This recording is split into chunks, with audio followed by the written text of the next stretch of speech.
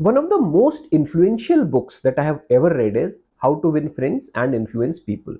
इस किताब से जितना मैंने सीखा है और प्रैक्टिकल लाइफ की फिलॉसफी जितनी मैंने सीखी है, उतनी ना तो मैंने आईआईटी से सीखी, ना मैं कह सकता हूँ कि मेरे प्रोफेशनल लाइफ से सीखी। तो आज का वीडियो उन 10 लेसन्स के बारे में जो इस किताब से सीखे जा सकते हैं, और मैं एक्चुअली ऐसे लेसन्स के बारे में बात करूंगा जो आप इमीडिएटली इंप्लीमेंट कर सकते हैं, जो कि एक्शनेबल होंगे। तो इवन इफ अगर आपने बुक नहीं पढ़ी है तो मेजर लर्निंग्स आप इस वीडियो को देखने के बाद फॉलो कर पाएंगे। वीडियो के एंड में मैं आपको एक 4 स्टेप स्ट्रैटेजी भी बताऊंगा जिससे आप अपनी ह्यूमन रिलेशनशिप्स को, अपनी फ्रेंडशिप्स को इंप्रूव कर सकते हैं। हर लेसन के साथ साथ मैं आपको एक छोटा सा टास्क भी दूंगा जिसको करने से आप अपने उस एस्पेक्ट को इंप्रूव कर पाएंगे। मेरा नाम अनुराग श्रीवास्तव है। अपने तकरीबन 18 साल के प्रोफेशनल एक्सपीरियंस में, जिसमें से 16 साल आईएएस में थे और 2 साल प्राइवेट सेक्टर में, मैंने सीखा है कि सबसे इंपॉर्टेंट स्किल जो होती है वो लोगों के साथ काम करना होता है। आपके रिलेशनशिप्स होते हैं, चाहे वो सीनियर से हो, जूनियर से हो, पीयर से हो, और unless we are good in it we can not succeed in our professional life. आगे बढ़ने से पहले अगर आपने हमारे चैनल को सब्सक्राइब नहीं किया है तो जरूर कर लें, हमारे वीडियोस को लाइक करें, शेयर करें, सो दैट हम ऐसे वीडियोस और बना पाए। तो चलिए स्टार्ट करते हैं सबसे पहले लेसन से। पहला लेसन जिसके बारे में हम बात करेंगे वो है call people bye their names. अपना नाम सुनना किसी भी भाषा में सबसे स्वीटेस्ट साउंड होता है। इनफैक्ट किताब में बड़े अच्छे से समझाया गया है कि हम स्वयं अपने फेवरेट पर्सन होते हैं, और अगर कोई हमारा नाम लेके हमसे बात करता है so we develop a sort of fondness for that person. अगर आप गौर करें तो आप देखेंगे कि बहुत सारे लीडर्स हैं, बहुत सारे पॉलिटिशियंस हैं जो लोगों के नाम याद रख पाते हैं, और इसको एक बड़ी स्किल माना जाता है कि अरे उनको हमारा नाम याद था, इतने साल बाद भी हम मिले, उनको हमारा नाम याद था। So everybody loves their name. The first skill, if you want somebody to like it, if you want to have a good relationship, if you want to leave a good impression, so you should call that person by name. तो आगे बढ़ने से पहले इस lesson का छोटा सा task होगा कि आज किसी भी 3 लोगों को जिनको कि आप बहुत फेमिलियरली नहीं जानते हैं, आप उनको नाम से बुलाएं, and during the conversation try to repeat their name, address them by their name twice or thrice, and you will notice the difference in their warmth and how they greet you. The second lesson that we will talk about is be genuinely interested in others. If you want that anybody should become your friend, they should like you, a very simple trick is that you should be interested in them, you should be interested in their lives. आप उनके बारे में जानने की कोशिश करें, उनके क्या इंटरेस्ट्स हैं, उनको क्या अच्छा लगता है, उनको क्या खराब लगता है, what do they want to do in life, how is their family. The more you know about a person, suddenly a warmth develops and आपको लगेगा कि आपकी अपने आप उससे दोस्ती हो रही है। यहाँ पे मैं आपको अपना एक्सपीरियंस बताता हूँ। When I entered IAS, my age was 24, और मैं जब सब डिविजनल ऑफिसर बन के सब डिवीजन में गया तो वहाँ पे एवरेज एज ऑफिस में 45-50 ऐसे लोगों के साथ में काम करता था। I had to break the ice, और आप वो सिर्फ फॉर्मल चैनल से सिर्फ ऑर्डर्स इशू करके नहीं कर सकते हैं। और मैं बहुत छोटी सी चीज करता था, या I ask people about their children, what they do beyond work, और आप उनके चेहरे को खिलता हुआ देख सकते हैं। आप उनके चेहरे पे जो स्माइल आती है when they talk about their dreams, when they talk about their children, वो एक कमाल की चीज होती थी। स्लोली मैंने सीखा कि ये एक तरीका हो सकता है लोगों के साथ आइस ब्रेक करने का, and people start treating you as your friend and well wisher if you genuinely try to know about them. तो इस लेसन का बड़ा ही सिंपल सा टास्क रहेगा कि आप जब किसी से मिलते हैं जिसके साथ आप अच्छी रिलेशनशिप रखना चाहते हैं, आप दोस्ती करना चाहते हैं, ask an open-ended question, और ऐसा open-ended question which you feel that the other person would like to talk about, and then let them speak about it, let them tell about their likes, about what they like, and you will see the difference. अब हम अपने तीसरे lesson पे आते हैं। तीसरा lesson है spend 2 minutes learning about the person before any meeting. अगर आप किसी से भी इंपॉर्टेंट जगह पे मिल रहे हैं, प्रोफेशनल सेटिंग में, इवन पर्सनल सेटिंग में, before meeting them actually you should spend some time, at least 2 minutes, just to know about them.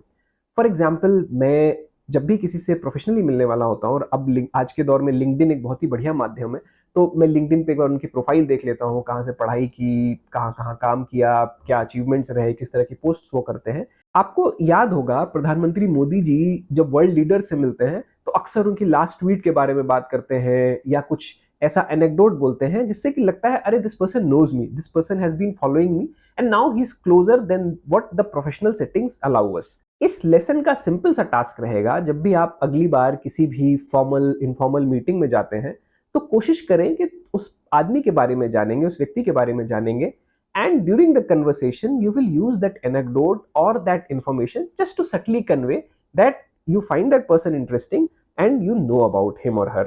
अब हम उस चौथे लेसन की तरफ आते हैं जो कि मैंने how to win friends and influence people से सीखा। चौथा लेसन है सिंपली स्माइल। अगर हम जब भी स्माइल करते हैं, smile is something that conveys, you can say warmth, that conveys your desire to make friendship. और अगर हम अपने एवोल्यूशन में जाएं तो हमारा दिमाग, हमारा सबकॉन्शियस ब्रेन हमेशा एसेस करता रहता है कि कौन हमारा फ्रेंड है, कौन हमारा कॉम्पिटिटर है, किससे हमें खतरा हो सकता है। एंड सटल जो फेशियल क्यूज है, सटल जो बॉडी मूवमेंट्स है, बॉडी लैंग्वेज है, उसको हमारा सबकॉन्शियस रीड कर रहा होता है। एक जेन्युइन स्माइल, एक वार्म स्माइल किसी को भी देखते हुए जिस तरह की आइस ब्रेक करती है, जिस तरह की दोस्ती की शुरुआत करती है, वो शायद ही कोई और चीज कर पाए। In fact a smile conveys I like you, you make me happy, and it's a very warm gesture of having a friendship. Task ये रहेगा कि अगली बार आप जब भी अपनी मीटिंग में हैं, अपने आप को याद दिलाएं। मे बी आप अपने मोबाइल में एक अलार्म लगा सकते हैं and you should maintain that warm affable smile. पांचवा लेसन है डू नॉट क्रिटिसाइज, कंडेम और कंप्लेन। कंप्लेन करना, नेगेटिव बातें करना, बिचिंग करना किसी के बारे में, किसी को बैड माउथ करना, these are the easiest thing in the world. And at times this may be just gossip, just office gossip, sometimes it may also be a natural thing, but ये करना इजिएस्ट काम है। John D Rockefeller के बारे में प्रचलित है कि एक बार जब एक टास्क अनसक्सेसफुल हो गया, तो rather than criticising what went wrong, he actually praised during that experiment क्या क्या सही चीजें हुई और किन चीजों ने उनको अच्छे से किया। और एक बहुत ही एक्शनेबल स्ट्रैटेजी जो हम सबको फॉलो करनी चाहिए वो ये है, praise publicly, give feedback in private. मतलब अगर आपको किसी की भी तारीफ करनी है तो आप उसकी सबके सामने तारीफ करें। And if you have to give a feedback which is not so positive, that should always be done privately.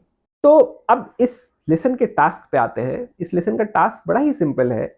जब भी आपको लगता है कि किसी ने कोई काम गलत किया या कोई चीज पूरी तरह से फॉलो नहीं की, तो first you find out what is the thing about which you can praise that person, do that, and then privately you can give a feedback. हमारा छठवां लेसन है give honest and sincere appreciation. You should never miss a chance to compliment a person, but this should be a genuine sincere appreciation. Carnegie ने book में लिखा है कि be hearty in your approbation but lavish in your praise. मतलब अगर किसी की भी तारीफ करने की आपको कोई भी वजह दिखती है तो उसको भरपूर करना चाहिए। In fact if you think that a person did something nicely, a person completed a job well, you should never miss a chance to compliment. All of us like to receive compliments, and this is a very effective way of building relationships. मैं आपको अपने experience से बता सकता हूँ कि professional setting में genuine appreciation से जितनी खुशी मिलती है, जितना मोटिवेशन मिलता है, जितना बूस्ट मिलता है, वो किसी रिवॉर्ड से नहीं मिलता है। इस लेसन का बड़ा ही सिंपल सा टास्क है। आप सोचिए पिछले 2 3 4 दिन में क्या ऐसी बात हुई जो किसी ने अच्छी की, they did job well, they did something which was more than expected from them, and give them that compliment. You can send them a message, or maybe next time when you meet them, you should just pat them on their back and say that was very well done. सातवां lesson है frame everything in terms of other persons interest. हम जब भी किसी से मिलते हैं, if we know कि सामने वाले के क्या इंटरेस्ट हैं, if you can frame your perspective, if you can frame whatever you are talking about in terms of their interests, आप देखेंगे कि बातचीत हमेशा ज्यादा कॉर्डियल है, रिलेशनशिप ज्यादा कॉर्डियल है, and may be both of you can very easily come to an agreement. Sales में ये चीज बहुत अच्छे से देखी जाती है। दो तरह के सेल्समैन होते हैं। एक सेल्समैन होता है जो जाता है क्लाइंट के पास और उसको कहेगा कि देखिए मेरा ये प्रोडक्ट है and this is such a great product and this is very cost efficient, इसके ये फीचर्स हैं, you should certainly buy it. दूसरा जो सेल्समैन होता है वो जाता है और क्लाइंट को कहता है कि मुझे लगता है कि अगर आपका काम 90% टाइम में हो जाए और 10% टाइम जल्दी फिनिश हो, तो शायद आपकी प्रोडक्टिविटी बहुत बढ़ जाएगी, शायद आपका प्रॉफिट बहुत बढ़ जाएगा। And then he slowly start saying that see this is a new product और मुझे लगता है ये आपकी इन प्रॉब्लम्स को सॉल्व कर सकता है and this will help you. These are the two different perspectives. और यहाँ पे you will see that when you are framing something in terms of the interest of other person, the probability कि सामने वाले को आपकी बात अच्छी लगेगी is much more. तो इस लेसन का टास्क है अगली बार जब भी आप किसी इस तरह की मीटिंग में जाएं जहां पे आपको लेट्स से कि अपना कोई प्रपोजल देना है या कुछ प्रेजेंट करना है, always frame whatever you are going to say in this is how it is going to help you. अब हम अगले लेसन पे आते हैं। The eighth lesson is let the other person feel that the idea is theirs. अगर सामने वाले को आप ये जता पाते हैं कि ये जो बात हो रही है, ये जो चीज़ें ओवरऑल डिस्कशन में है, that is somewhat his idea and basically build up from their idea, you will see that suddenly the support is growing. बहुत ही कॉमन चीज जो मैंने देखा है कॉर्पोरेट वर्ल्ड में स्मार्ट लीडर्स करते हैं, वो कहेंगे and as you were saying, और जैसा कि आपने ऑलरेडी बोला, यही चीज है बेसिकली जो कि हम प्रेजेंट करने वाले हैं। एंड वी थिंक दैट आपका ये पर्सपेक्टिव बहुत इंपॉर्टेंट था and hence we are proposing this.